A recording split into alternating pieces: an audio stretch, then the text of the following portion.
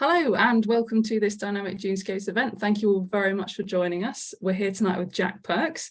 So Dynamic Dunescapes, just to start you off, is an ambitious project that's looking to restore over 7,000 hectares of sand dune habitat in the UK, or in England and Wales specifically. We're led by Natural England, and the project partners are Plant Life, Natural Resources Wales, National Trust and the Wildlife Trusts. And we're funded by National Lottery Heritage Fund and the EU LIFE programme. We are specifically looking at sand dune habitats in the UK because of all of the habitats in Europe, sand dunes are one of the most critically listed for biodiversity loss. So we've got lots and lots of amazing species that are adapted to live in these wonderful habitats that we're trying to learn a little bit more about and protect. And on that theme, we're going to be learning about one of these today, the Natajack Toad with Jack. We're running this series of events to celebrate World Sand Dune Day, which, yes, is a day that we help to make up, but it's a day that happens once a year to help us celebrate the importance of these habitats for coastal specialists, but also for communities. And yes, with that in mind, let me introduce Jack. So Jack is a wildlife photographer, cameraman. You're an author, you're also a podcaster, and your footage has been seen on shows like Springwatch, Country Farm and The One Show. You've spent a lot of time recently, Jack, filming fish and all things underwater, but you have on previous occasions confided to me that your true love really is amphibians and reptiles. And actually, you do have one of the species that we're talking about on your desk next to you right this second, a Natterjack toad. So I couldn't think of anyone else that I'd prefer to learn from about the Natterjack toad, one of our rarest and most charismatic sand dune species in the UK, from the new today, Jack Perks. So with that in mind, I'll hand you all over. Jack, take it away. Thanks, Emma. Yeah, and imaginatively come up with the title Natter with Jack for tonight's talk. So I should also say that, yeah, my main interest is reptiles and amphibians. I love fish. I love all wildlife, actually, but it's our herp fauna that particularly interests me. And I'm just going to move the toad because it's ruffling around a little bit. There we go. And that's what particularly interests me. And actually, Natterjacks are the only British species of amphibian that I've not seen in the wild. So I'm very, very keen to go and see wild Natterjacks at some point. I think my closest, because I'm based in Nottinghamshire, I think my closest population is possibly Lincolnshire, maybe North Norfolk. I'm not 100%. I'd have to work it out. So at some point, I am going to kind of see some wild Natterjacks because I would love to see them in a dune landscape. So where do Natterjack toads live? Let's go through some of the basics. Primarily in the UK, we get them in heathland and dune systems and salt marshes. By far, dunes tend to be the biggest supporter of Natterjacks in the UK. They've got the majority. There are a few down south on heathland, but sand dunes are definitely the host of them. They definitely prefer this kind of habitat to live in. So how do you tell a Natterjack toad? How do you know it's a Natterjack toad? We've only got 3 species of toad in the UK. I'm going to show you the other 2 in a second. One of the key differences with Natterjacks is that they've got this stripe on the back. So straight away, the other 2 species don't have that. They're kind of intermittent in size as well. They tend to walk a little bit more. I mean, all toads walk to a degree, but Natterjacks kind of scurry. They're a bit like a mouse. You could be forgiven for thinking it was a mouse if you see one running around on a dune system. They don't kind of hop like you might expect them to, but they're vividly quite a colourful little toad, and they've got this kind of myriad of olive greens, yellows, reds, pale hues to them. So they're actually, when you kind of get the sand off them, they're a very pretty toad. They're an incredibly beautiful little animal when you get a good look at them. So sand dunes, they like to dig into the sand, and that's where they'll be hiding away. They're primarily nocturnal, although surprisingly, with the ones that I keep, I do see them out in the day. Now, obviously, again, because it's not wild, that's not necessarily indicative of wild populations, but generally speaking, they'll hide away in the day and they'll come out at night to feed when it's a little bit cooler, a bit more moist, and they'll be feeding on things like insects, beetles, spiders, slugs, anything small enough that they can feed on. They're not particularly fussy in the sort of things that they prey on. So this is the other 2 toad species that we've got, and I've put a 50p coin there just to kind of show off a size comparison. So the one on the left is a midwife toad. Technically not actually a toad, but we won't go into that. and they're a non-native species. We do get them in Nottinghamshire. In North Nottinghamshire, we've got a population of midwife toads. As far as I'm aware, I don't think there's any overlap between midwife toads and natterjack. So you're unlikely to confuse the two, because midwife toads are much smaller and they're kind of just a pale, very low green colour. You might mix natterjacks up potentially with common toads. This is a large female in this picture, but common toads generally get a bit bigger than natterjack toads. The females are a lot bulkier. So if I were to have a natterjack, I mean, that would be kind of the shot, wouldn't it? All three of them, but it would be roughly in the middle between sizes there. So natterjacks don't get quite as big as common toads, and common toads, although you can find them on heathland and dune systems, tend to prefer some of the more lowland habitats to live in there. So there is a bit of crossover, but not a huge amount. So if we look at the distribution map of natterjack toads across Western Europe, looking at the map, obviously it looks like they're pretty common. I wouldn't say common's the right word, but they're well distributed across most of Western Europe. The reason that the UK is quite significant for the natterjack population is because across Western Europe there are several species of toads. So you've got things like green toad, you've also got common toad, all these different toads, and they readily hybridize with natterjacks. So it can be difficult to know if you've got pure natterjacks in some of these other countries. But because in the UK, our natterjacks are generally segregated from common toads, the bloodline's pretty pure. So it's an important population, because we know that British natterjacks generally have a very low risk of hybridization. So they're important from an international standpoint on that way. If we look at a map of the UK as well, they're definitely localized. Again, I was going to call them widespread. That's not the right word, but they cover a good depth of the country. You find them also in Southwest Ireland as well, parts of Scotland and Wales, and then the lion's share of the population of natterjacks is Southeast England, East Anglia, and the northwest of England, mainly on these dune systems, again, with a few populations sort of scurried around. These maps are from amphibian and reptile conservation, by the way, so they've got a pretty good spread. But I think there's about 60 sites currently recognised with natterjack toads in the UK, and obviously there's so much more available habitat. It's very difficult to know, unless there are historical records, if other sand dunes and other heaths in the UK would have had natterjack toads. It's likely they would have done. So maybe there's cases to reintroduce them into other areas as well in the future. But I think at the moment, it's a case of studying where they are and hopefully trying to bolster populations that are already hanging on in certain locations. So this is a juvenile natterjack toad. They're very slow growing in the wild generally when they turn into a toadlet, and then over time they'll obviously grow along, but they can live anywhere from 10 to 15 years, which is pretty typical for British amphibians actually. Like common toads, for example, can live all the way up to 50, so they're quite a long-lived species, but the natterjacks anywhere from 10 to 15 years, round about 11 grams for the adults, and centimeters, I think about 9 centimeters for a larger female. So generally speaking, not a huge amphibian. When they're breeding, they do these strings of toadspawn. So if you're not sure the difference between toadspawn and frogspawn generally are in large clumps, and toadspawn, particularly the natterjack, so there's double prongs along there. So that's how you know if it's toad versus frog. Obviously, this is in a sand dune pond. This is another image from the ARC website that I've just used. But looking at the tadpoles, they're jet black. So these are completely dark in coloration. Frog tadpoles will be a little bit more speckly.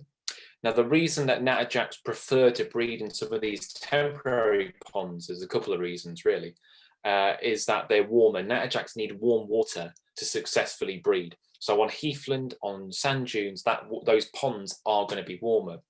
The other advantage is that these are often temporary ponds. So there might be water there in the winter, early spring, and then it's dried out by the time you get to the summer. And you might think, well, that's not good for a tadpole. Well, natterjack tadpoles can gestate anywhere from 6 to 8 weeks, so a relatively short period when you compare to some of the other British amphibians, which take much longer. And this is because they know that the water is going to dry out, so they have to gestate very quickly. The advantage of being in these temporary ponds is the fact that there's very few predators. You're not going to get fish in them because then the pond dries out. Dragonfly larvae, newts, anything that would normally heavily predate these tadpoles are unlikely to be in large numbers in these temporary ponds. So Natterjacks are very specialist in that way, in living in these specialist habitats and living in these temporary ponds. And a recurring theme with any specialist species is that makes them especially vulnerable. Climate change is one of the things that can be affecting Natterjacks. So for example, if we get a very wet winter, a wet spring and a wet summer, those ponds don't become temporary anymore. They're there all the time. And the longer that pond's there, the more chance of predators coming in. So that puts the Natterjacks at risk. Likewise, if you get an especially warm or dry, or a warm and dry winter, spring, then the ponds aren't there at all. So a very specific set of circumstances have to happen to have the Natterjacks breed successfully and those offspring to come through. So they've got a lot against them, not to mention all the usual suspects like pollution and habitat degradation, which is another huge threat to Natterjack toads, which I'll talk a little bit more later on during the talk. So this is a male Natterjack. I've not actually, mine is still too young to sex yet, and I'm actually hoping I haven't got male Natterjacks just because they are the loudest amphibian in the whole of Europe, and you can hear their call from over a mile away. So my neighbours are not going to thank me if I've got 3 male Natterjacks calling very loudly. I'm going to quickly come out of this and just play the call from YouTube, so hopefully you can hear this. But I've got this all ready, so I'm going to play this, and this is what a Natterjack call sounds like, again from amphibian and reptile.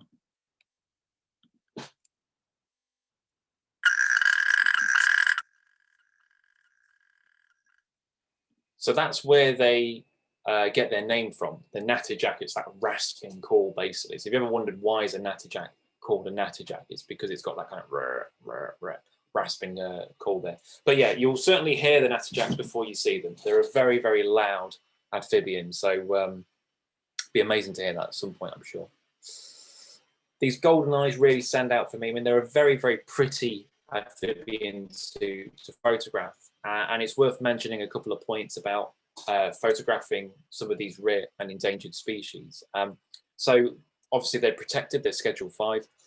You're not allowed to disturb them. That doesn't mean you can't photograph them, but the chances of finding a wild Natterjack in the day are pretty slim to none.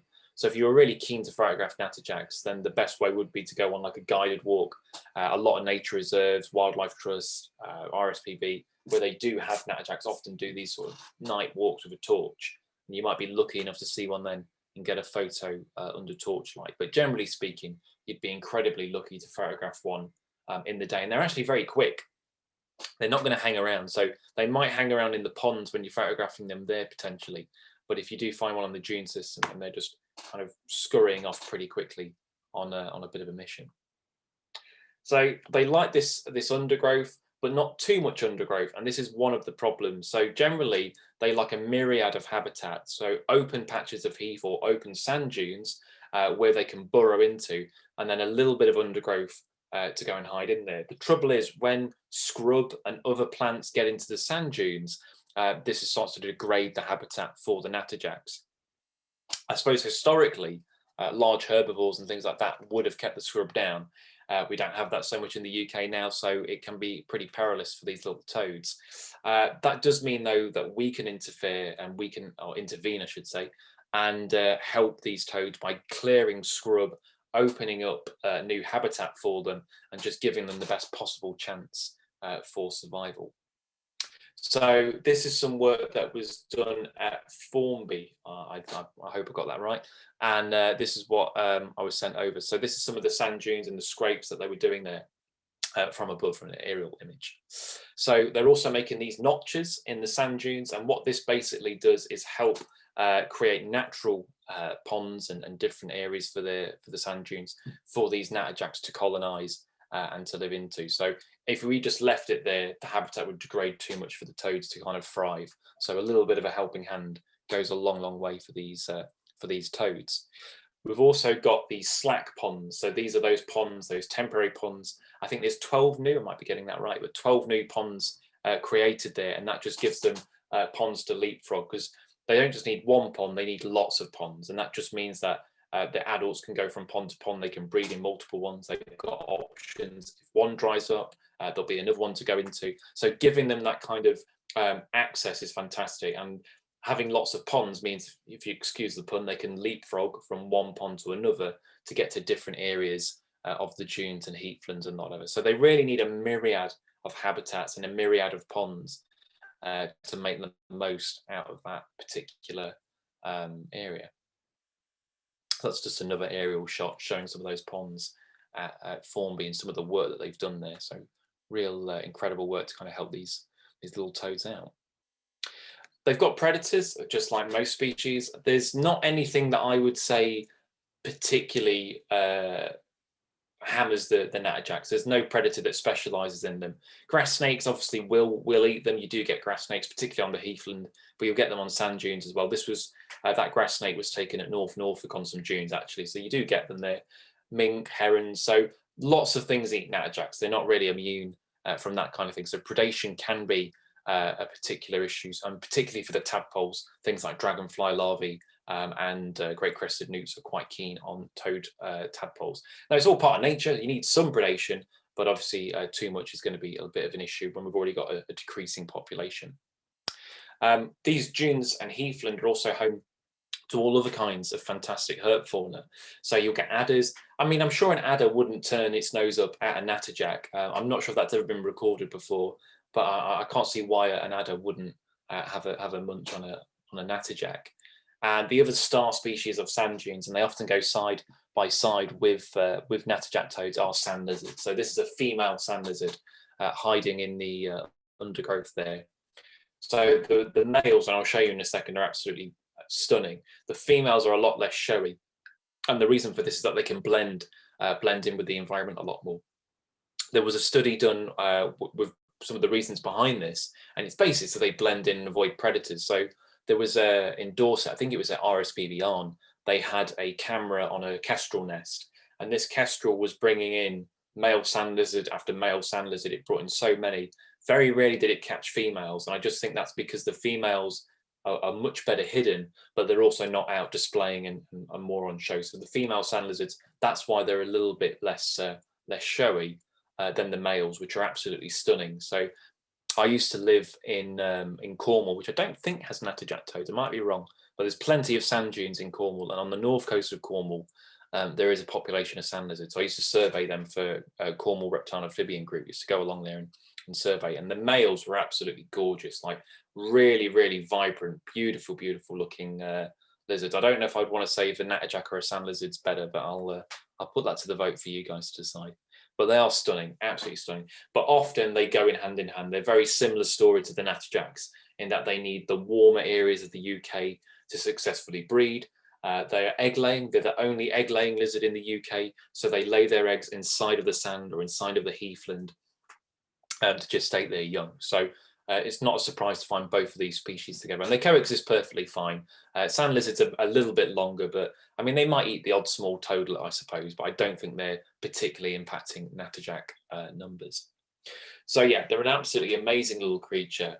Fantastic to see when you do, if you're very lucky to see them and get some photos and some views of them. They hide away under the undergrowth as well. I mean, they do bury, so often you'll see these little holes in the sand dunes, but you can see where that stripe outside in the open, it's quite a blaring stripe. You think, why have they got that? But then when they're tucked in the heather, or if they're tucked in amongst all the grass, that stripe breaks up the outline of the Natterjack. And if you think, most predators are going to be looking down, whether it's a heron or a bird of prey. So that stripe actually is a clever bit of camouflage on the part of the Natterjack. And then you look at all the bumps on its back, they look like little rocks and bit of the sand. And you can imagine if they just bury into sand a little bit as well, then they're almost completely hidden. So they're very, very good at hiding away from predators. And when you're trying to survey them as well, they're pretty tricky for that sort of stuff. So photographing them, I mentioned that a little bit earlier. So a lot of the stuff that all of the stuff that I've done with Natterjacks has been captive, just because I've not seen a wild one. So I have done a little bit with Natterjacks there. And I'm actually, without viciously plugging this too much, I am doing a reptile amphibian photography day in July. So I'm going to try and get some shots. And including in that is Natterjacks. So we've got Natterjacks. We've also got things like smooth snakes, sand lizards, all kinds of weird and wonderful stuff. So if you were desperate to get pictures of natterjacks and you haven't got a safe, legal way to do that in the wild without disturbing them, then captive photography is another way of doing that and getting a few pictures. But they're an amazing species if you've not seen them in the wild before.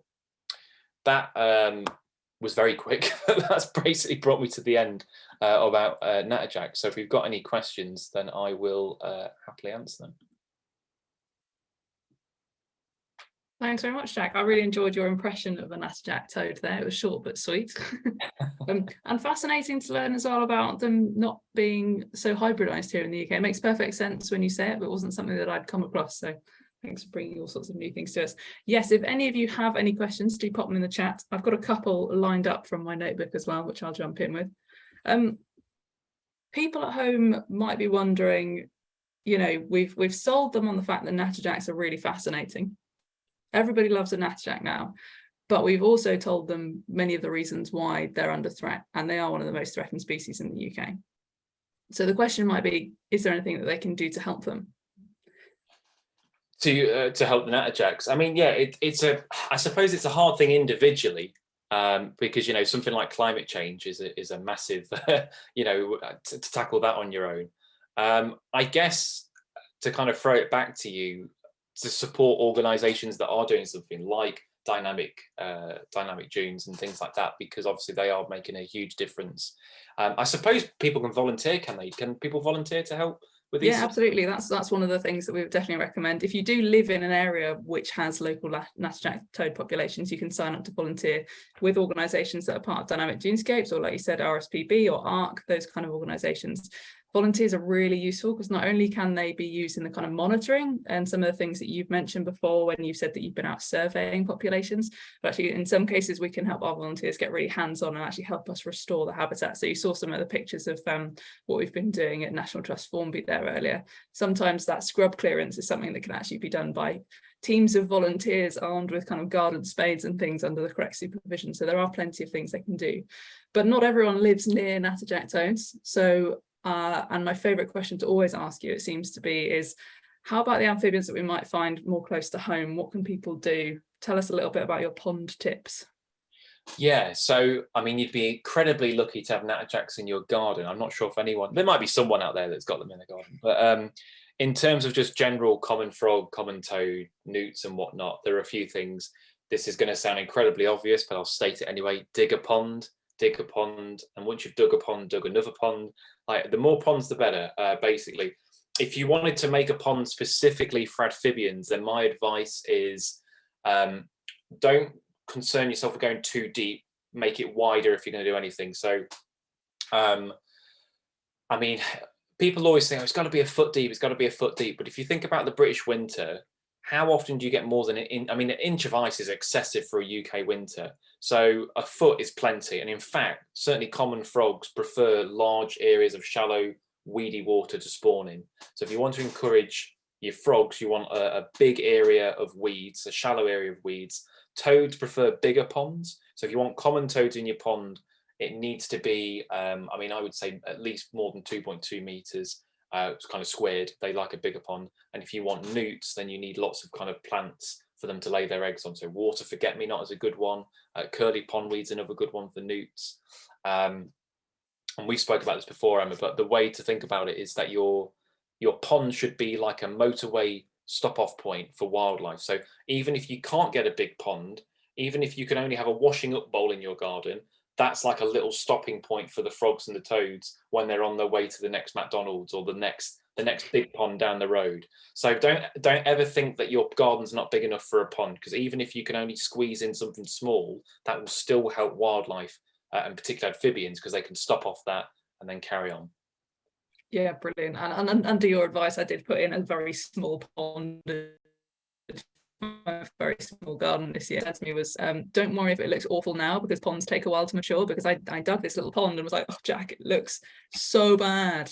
And you were like, just calm down and wait for it, let the plants establish. And now it is starting to look like a pond should look. So that was great advice. Thanks very much for that. Taking it back to the Natterjacks, I think we might have slightly missed out on your the viewing of your Natterjack Toad at the very beginning. So can we take another peek? Yeah, of course you can. Yeah. Oh, all right. Okay. So that's it in the tub, but I will get it out. So if you didn't hear what I said before, basically, so this is it's a German strain Natterjack. So it's not a British one. You can't keep British Natterjacks as pets. They're protected species. And there we go. It's just making a little chirp actually at the minute.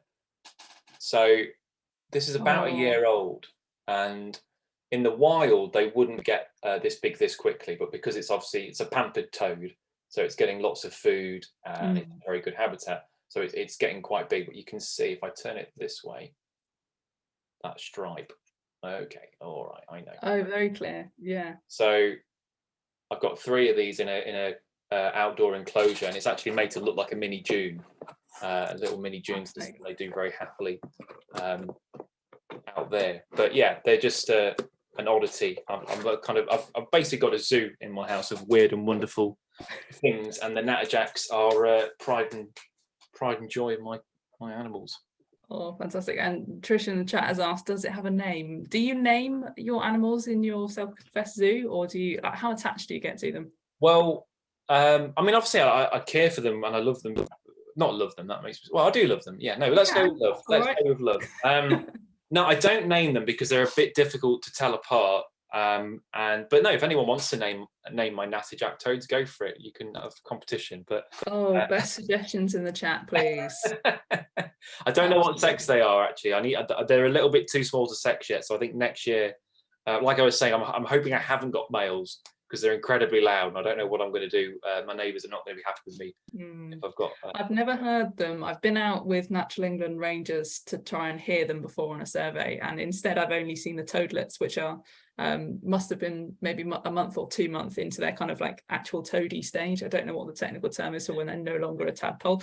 But they were absolutely tiny. I saw them in North Orkney and Cumbria. So seeing one that big is something that I've not done yet. Well, yeah, so I had this one since it was a tadpole, and yeah, when it metamorphosized, I had to feed it springtails, and if it was feeling really adventurous, an ant would be a big meal for it. So they were really Steve. Someone's put Steve 1, Steve 2, Steve 3. That's easy enough, isn't it? There we go. Sorted. That's easy enough to do. But yeah, they are tiny. They're absolutely tiny when they first come out of the ponds. Yeah. So we've got a question from James, who first of all says that he's a big fan of you on Twitter. What's your Twitter handle for everybody? It's Jack Perks Photo. Lovely. And he's asked, how do you ensure that your ponds will hold water long enough for the tadpoles to morph in your kind of dune? Or perhaps that's a question in real time in dunes. How do we make sure that ponds are around long enough for them to get through that part of their life cycle? Yeah. So if you're talking about the ones that I keep, then they were just in like a fish tank. So obviously I didn't want to risk anything happening to them. So I just get them in a tank. If you're talking about the wild, then it's just nature, isn't it? Like, so it's where they lay the eggs and they hope that they mature. So sometimes the toads will lay their eggs and they lose and it dries out. Other times it'll go in there. So I think that's another reason why it's important to have multiple ponds, different depths.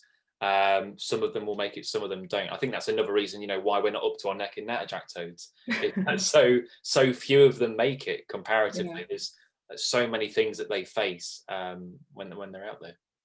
That's one of the considerations actually that Dynamic Dunescapes has been doing, because obviously not only have we been restoring ponds that have perhaps become really overgrown with vegetation and they're no longer really good habitats for Natterjacks, but in the essence of creating new ponds, like you said, we're creating lots of them in a small area so they can hop between the 2 or 4 or whatever. But we're also spending time kind of monitoring the environment over a couple of years beforehand. So particularly things like the water levels and the water table throughout the seasons, so that we can work out, okay, exactly what depth it needs to get to based on where the water table has been throughout the kind of the winter and the spring in previous years, so that we can try and get it to that sweet spot where it will be hanging around long enough to provide them with a wet habitat, but then it'll dry up enough for them in the summer.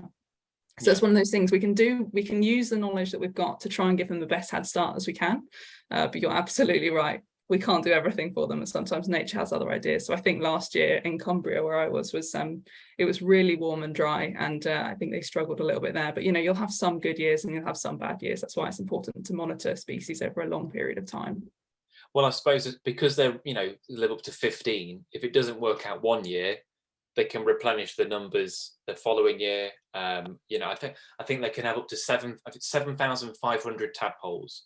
So Wow. if you've got one good year, it can kind of make up for a couple of bad years. So it's one of the reasons why they have so many young. They can kind of claw it back. I guess the problem is if they have consecutive bad year, that's when it can go. So they're tough. They are tough when they need to be. Yeah. So Roger's asked, were they formerly more widespread, and why are the locations, particularly in the UK, I suppose, so fragmented these days? Do you have an answer for that? I don't know if they were more widespread. I mean, I suspect they would have been. I can't see why they wouldn't be. But I mean, if you look at pretty much all reptiles and amphibians, they're all relatively fragmented in the UK. I mean, I guess if you want to kind of think of reasons why that would have been, when the climate was warmer, they would have been in more locations, and then steadily over the years, as the climate's got cooler, there'll just be areas where they wouldn't be able to compete with other amphibians, or they'll just not be able to breed successfully. And then those fragmentations are really like kind of islands for populations, if you think. So on the sand dunes, they're doing okay, but like in mainland Europe, they've got a much more varied habitat. Same with sand lizards. So I went to Hungary a few years ago, and I was finding sand lizards anywhere but sandy. You'd get them in the middle of wildflower meadows. You'd see them by rivers. Because it's warmer, they can be more widespread. And I suspect, I don't know 100%, but I suspect that was the case with Natterjacks as well.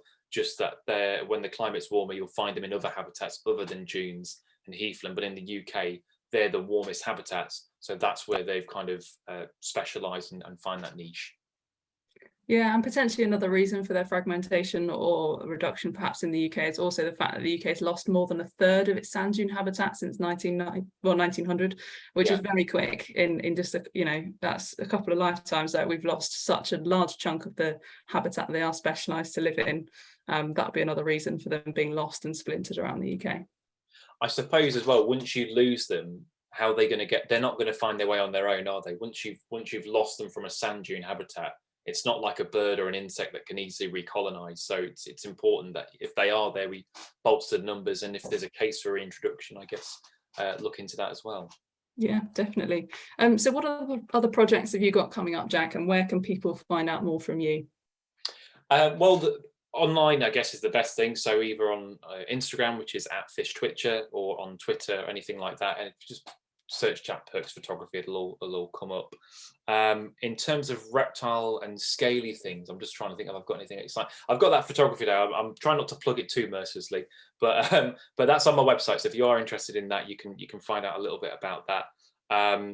But I'm doing lots of filming with fish, as you might expect. So that's keeping me nice and busy, and just trying to enjoy the occasional bit of sunshine, which ironically it's quite nice outside at the moment. I know, I'm sorry for dragging you in on a sunny afternoon and getting you to draw your curtains. One last question then from Nicola. Do the adult toads require these temporary pools as well, or is it more important just for the tadpoles? They don't, I mean, they need it to be moist, so they need to be able to get into the sand where there is some moisture, but it's primarily for the tadpoles. So like most British amphibians, they only really spend time in the ponds in the spring to spawn. For the rest of the year, they'll generally venture out. So as long as those adult toads can get under bits of wood, or they can bury into the ground, they don't actually need the ponds as much. So I guess that's what I was saying earlier. If you've got a few good breeding years and then a couple of bad breeding years, the adults should still be okay. It's the juveniles, the eggs and the tadpoles that really need those temporary ponds. Brilliant. Thanks very much. Well, thank you everybody who has attended this session, and thank you very much, Jack, and thank you of course to Steve 1, 2 or 3, whichever Natajack Toad ended up in the limelight today. We've got a couple more sessions coming up as part of our World Sand Dune Day event, so you can speak to or see me speak to Leif Sweden tomorrow on talk about wildflowers in the dunes. We've also got George Cook lined up for birds in the dunes, and we've got a guy called Peter who's going to talk to us something I'm very excited about Vikings and dune history, which should be pretty fascinating. So you can head to dynamicdunescapes.co.uk to find out more about our work, and find out more about these events. And yeah, keep up to date with all of the things that we're doing, trying to restore these amazing habitats in the UK. Thank you very much.